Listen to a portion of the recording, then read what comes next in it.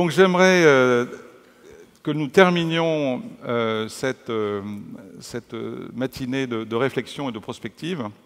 Je suis très heureux d'accueillir notre prochaine invitée. C'est une femme, c'est la troisième aujourd'hui. C'est notre ministre de tutelle. Et je sais c'est une fidèle lectrice de notre book. Donc Axelle, Madame la Ministre, ravi de vous accueillir.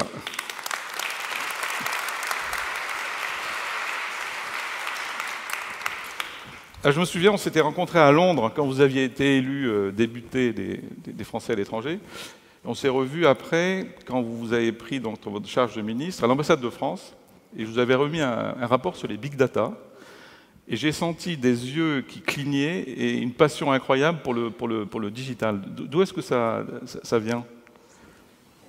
Le numérique, c'est un prétexte pour faire autrement.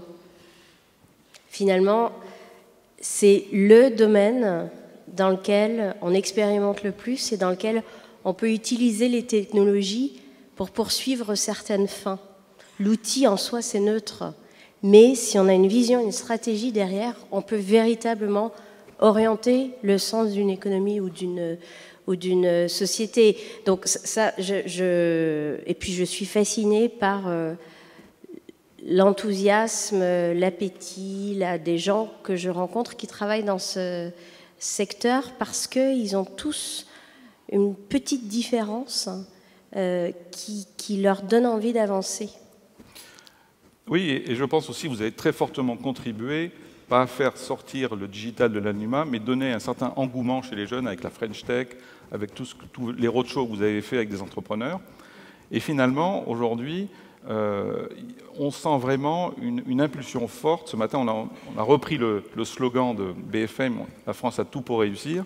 Et finalement, on sent aussi de la joie, de l'engouement dans ce monde qui bouge, et notamment au niveau des jeunes, des entrepreneurs et de cette communauté qui est représentée là aujourd'hui. Oui, tout à fait. Je m'étais fixé 2 objectifs. Le premier était de faire du numérique un objet politique au sens pas justement sectorisé, mais qui soit inclus dans toutes les politiques publiques. Aujourd'hui, quand on pense à la réforme de l'administration et des services publics, naturellement, on pense au numérique et pas uniquement sous l'angle de la dématérialisation des services au public.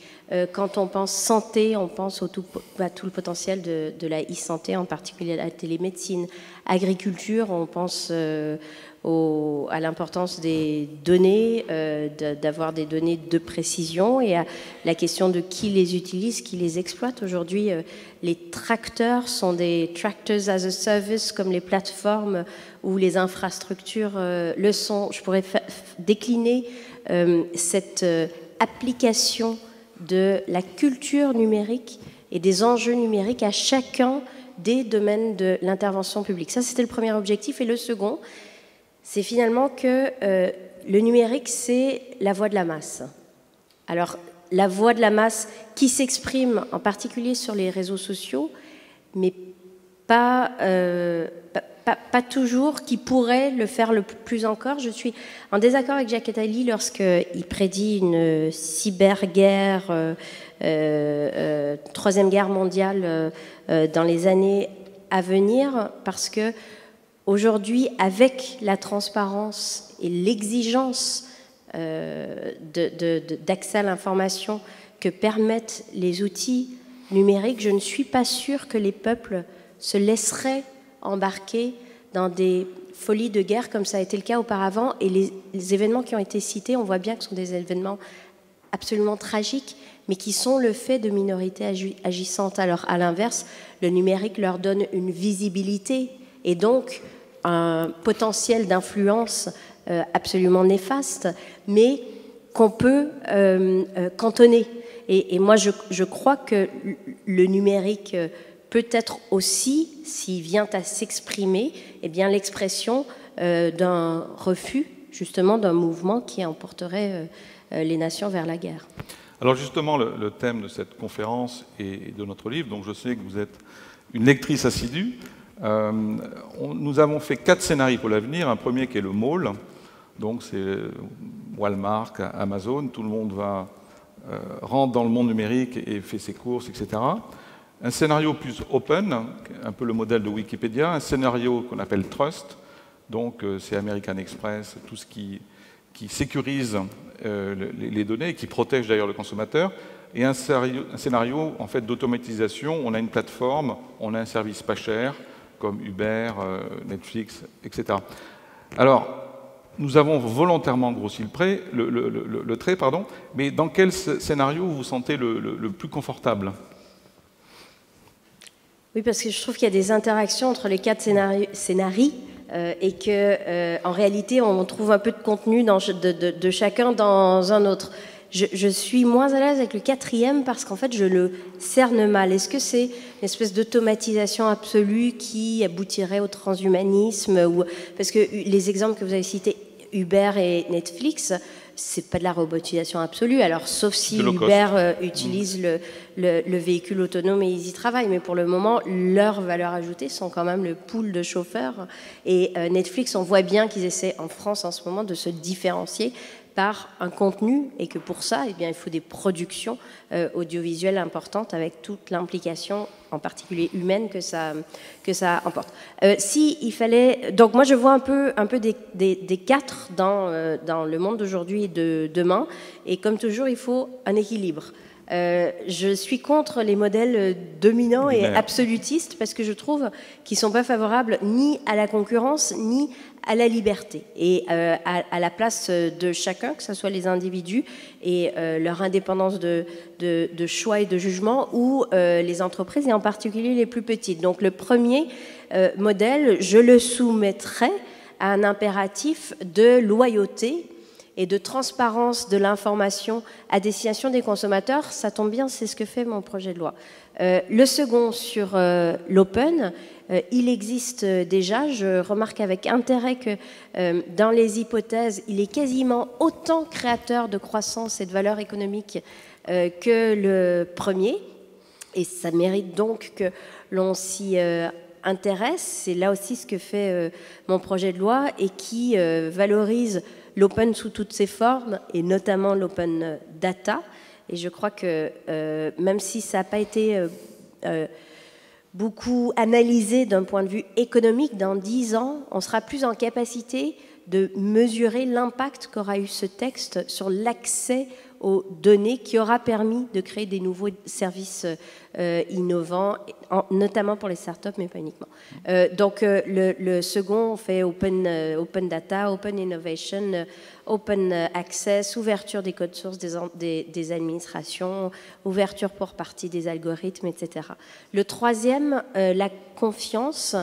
Je suis étonnée de voir que certains acteurs économiques, encore aujourd'hui, ne mettent pas en avant autant qu'ils le pourraient cet impératif de confiance qui est le socle de l'économie numérique, avec un risque qui est que le jour où les usagers, qui pour le moment sont assez paradoxaux dans leur comportement de consommateurs, considèrent que leurs données personnelles ne sont pas assez respectées ou que les systèmes d'information ne sont plus assez sécurisés, alors s'éloignent complètement ou adoptent des outils tout à fait alternatifs. Et donc la confiance, pour moi, c'est un des principaux attraits de l'économie européenne. Et cessons de mettre l'un contre l'autre l'innovation d'une part et l'expérimentation et les opportunités autour du big data et de la circulation des données et le respect de la vie privée et de données personnelles. Au contraire, je suis persuadée que ça va être une attente de plus en plus forte de nos concitoyens dans un monde très ouvert où les flux sont plus difficiles à suivre et où les systèmes sont effectivement potentiellement vulnérables. Donc ce socle de confiance, j'essaie de l'asseoir dans le projet de loi pour une République numérique, notamment en introduisant le principe de libre disposition de ces données personnelles. Et je ne parle pas de propriété. J'ai écouté Jacques Attali qui parlait de propriété. Quand on possède, on peut vendre. Quand on peut vendre en commerce, hein, lorsqu'on interdit le commerce des organes humains, par exemple, c'est qu'on s'interdit d'attacher cette notion d'organe humain au commerce. Et bien pour moi, les données personnelles, c'est pareil. En revanche, cette idée que c'est aux individus qu'il appartient de d'user librement de leurs données, ça me paraît essentiel.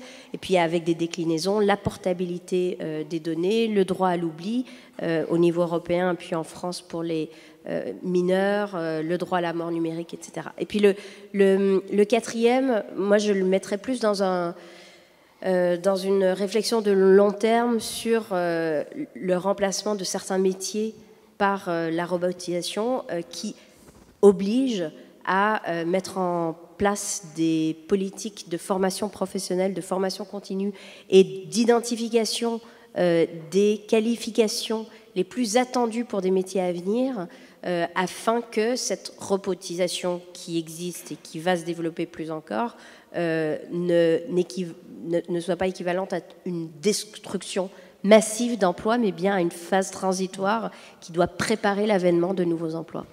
Oui, Axel, je sais que vous travaillez avec vos équipes sur la nouvelle mouture d'un projet de loi. Il y a aussi une directive européenne qui va arriver.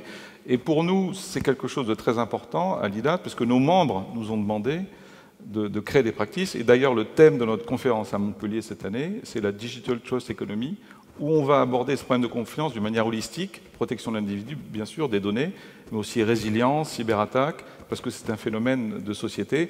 Et donc on attend avec impatience tous les écrits et les projets de loi que vous allez faire passer. Alors, depuis 12 mois, on parle beaucoup de, je ne vais pas les citer, ça leur fait de la pub, mais de Uber, de Airbnb, des géants de lunettes, qui ont un peu été des prédateurs de la création de valeur dans l'écosystème.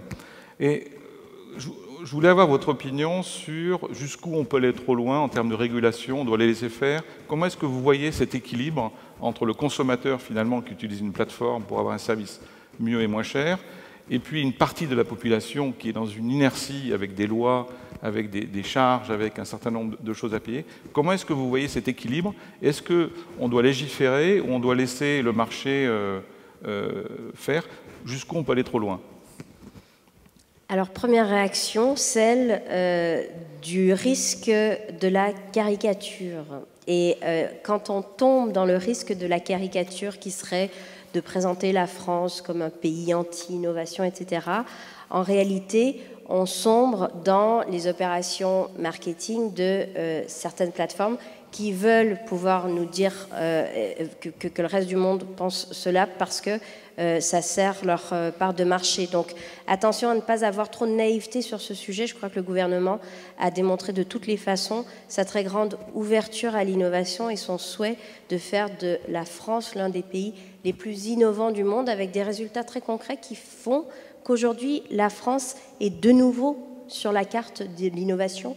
Elle est de nouveau considérée comme un pays incontournable lorsqu'il s'agit d'évaluer les tendances, d'aller estimer la qualité des gens qui travaillent dans ce secteur, etc. Donc attention au risque de la caricature. Après, attention aussi à apporter de la nuance dans l'analyse, parce que très franchement, ça dépend de quoi on parle. Quand on parle d'Uber ou de Airbnb, on parle de deux phénomènes qui ne sont pas les mêmes. Et donc je suis toujours prudente lorsqu'il s'agit de plaquer des raisonnements un peu trop généralistes à des cas de figure assez particuliers. Airbnb, par exemple, puisque vous en parlez, il se trouve que la France, et en particulier Paris, est le premier marché au niveau international de cette entreprise. La ville de Paris réunit plus d'appartements à louer et plus d'utilisateurs de Airbnb que New York, Washington et San Francisco réunis. C'est bien qu'ils ont dû être accueillis avec bienveillance, et effectivement, je le confirme, le niveau de collaboration est très bon. Après, il y a un phénomène que les responsables publics doivent prendre en compte, qui est la pénurie de logements et la difficulté d'accès à des logements qui sont souvent les logements qui sont proposés en location sur une plateforme de location comme celle-là.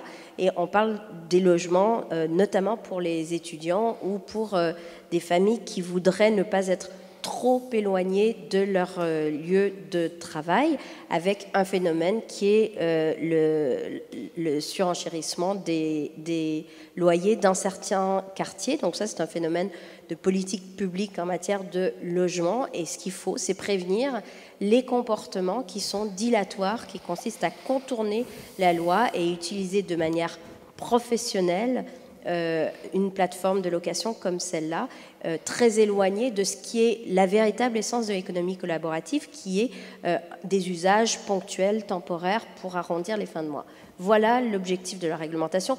Hubert, je pourrais en parler aussi. Ce qui est mais vous aurez bien compris que c'est complexe et qu'à chaque fois, à chaque fois, ça pose des questions de fiscalité, ça pose des questions de transmission d'informations ou pas à l'administration fiscale. Ça pose potentiellement des questions de politique publique. J'ai donné l'exemple du logement. J'aurais pu donner l'exemple de l'environnement, puisque alors qu'on essaie de diminuer le nombre de véhicules en circulation dans les grandes agglomérations, eh bien c'est vrai que le recours à des plateformes de location de chauffeurs ou de véhicules conduits par des chauffeurs sans aucune régulation par rapport à un environnement qui, lui, était déjà défini au préalable, peut poser problème. Et c'est une des principales revendications à l'heure actuelle de la ville de New York, par exemple, parce que le pic de pollution a beaucoup augmenté du fait de la multiplication des voitures. Voilà les intérêts à mettre en balance dans une approche qui ne se veut pas dogmatique, mais qui se veut équilibrée pour réussir à embrasser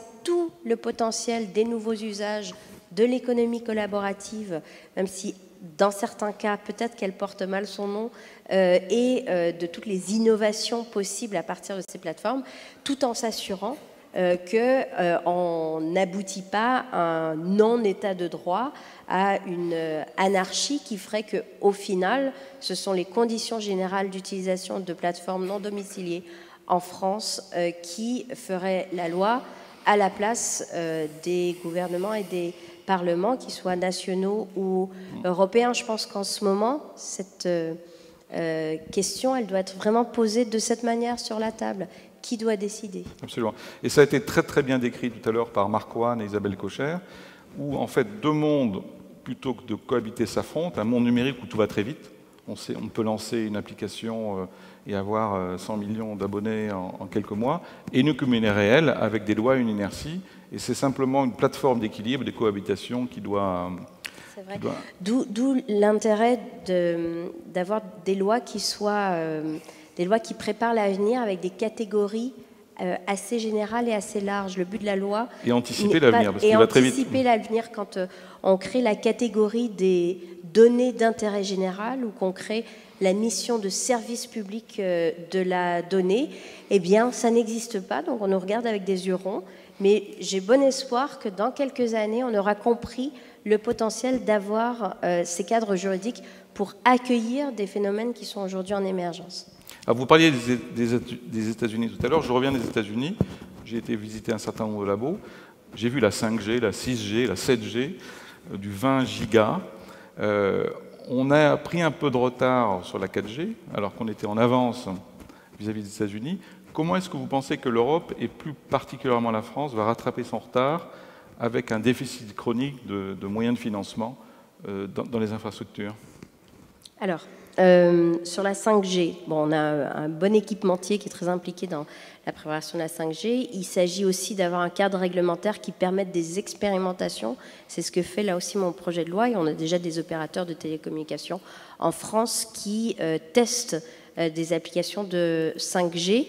Je suis moins inquiète que j'ai pu l'être au moment de mon arrivée. Je crois qu'on avait fait preuve d'une certaine naïveté en délaissant les lieux de négociation des standards techniques, de standardisation. Et c'est notamment une des raisons qui a fait qu'on a accusé un tel retard sur la 4G. On a un peu regardé le train passer. C'est absolument pas le cas sur la 5G. On a fédéré en France les industriels qui travaillent sur ce sujet, ce qui est quand même pas la plus facile des étapes, et pour qu'ils s'impliquent très activement dans le PPP, le partenariat public-privé qui a été constitué au niveau européen pour préparer l'arrivée de la 5G. Donc il s'agit d'être toujours en position de pouvoir anticiper.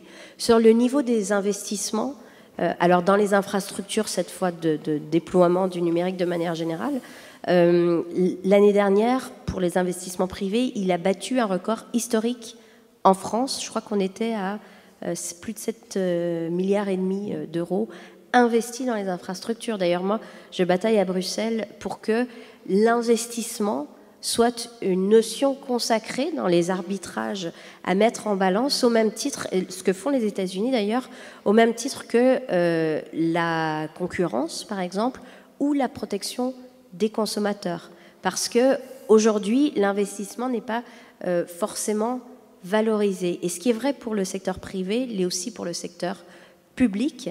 Le plan France très haut débit, en ce moment, il monte en puissance, mais on n'a pas encore vu tout son potentiel. Les premières prises, elles sortent de terre aujourd'hui.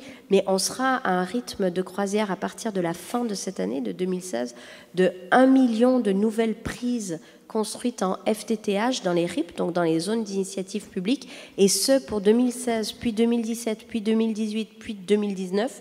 Donc c'est vraiment un programme qui va monter en puissance et qui va montrer à quel point on aura justement préparé la France pour l'avenir. On ne fait pas de l'amélioration de l'existant, ce que font beaucoup de pays.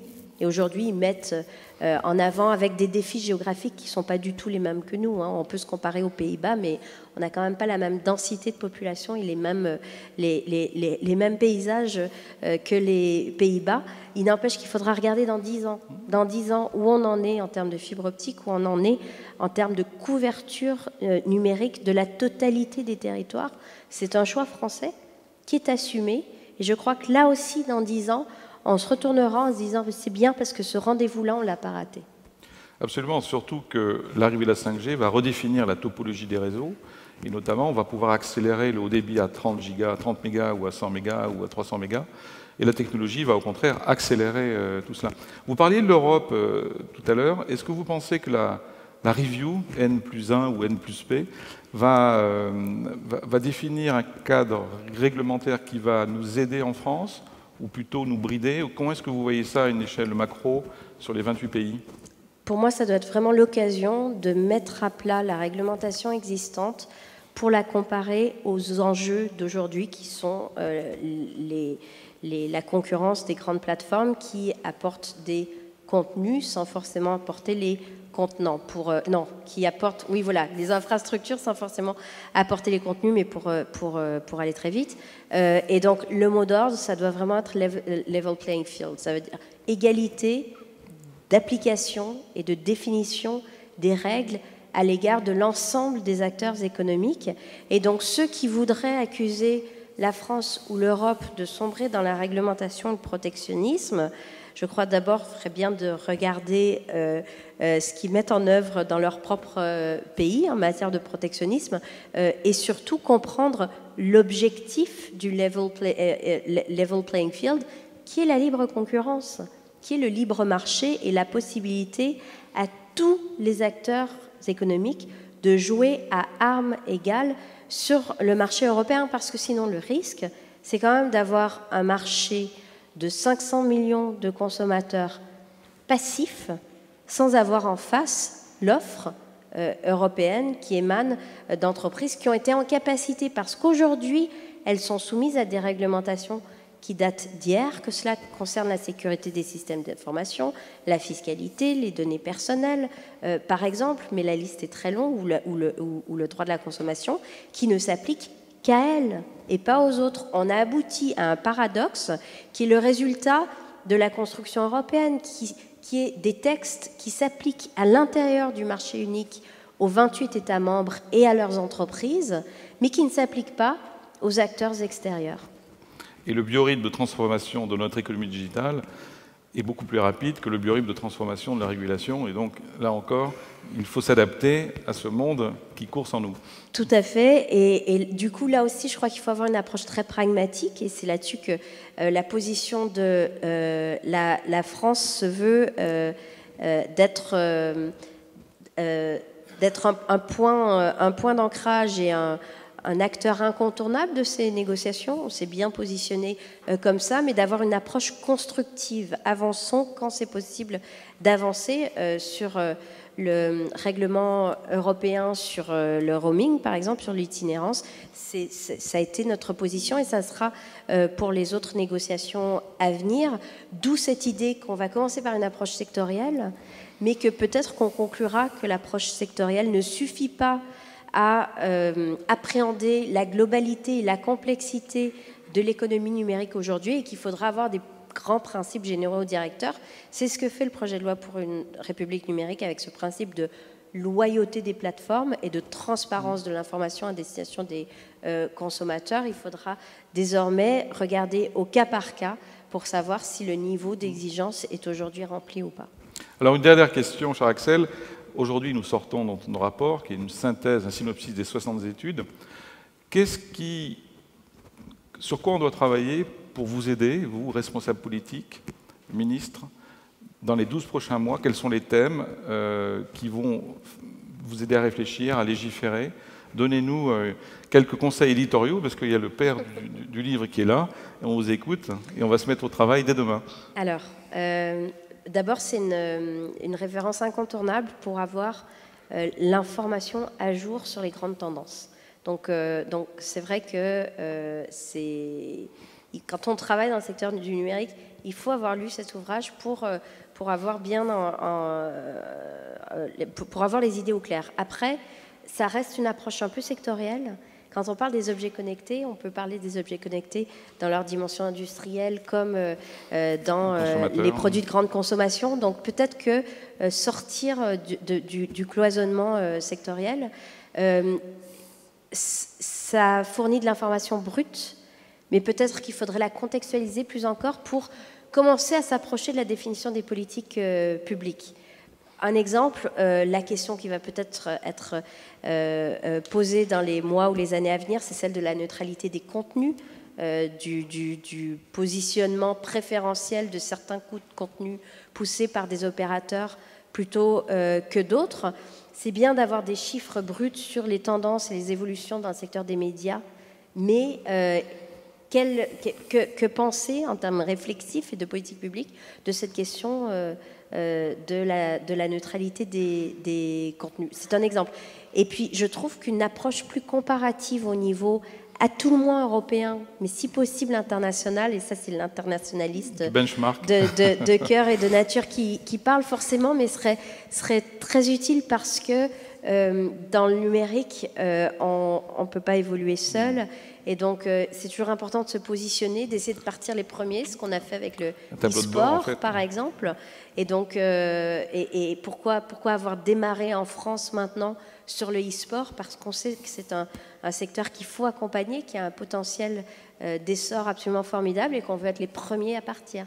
Mais pour ça, c'est toujours utile de savoir où sont les autres. Bon, Didier, il y a plein de boulot. On commence dès demain. Mais je réitère le fait que c'est vraiment un ouvrage de référence pour les responsables et les décideurs, à mon avis.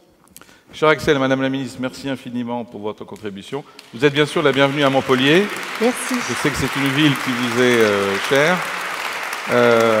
Et encore merci et tout notre soutien pour vos projets de loi.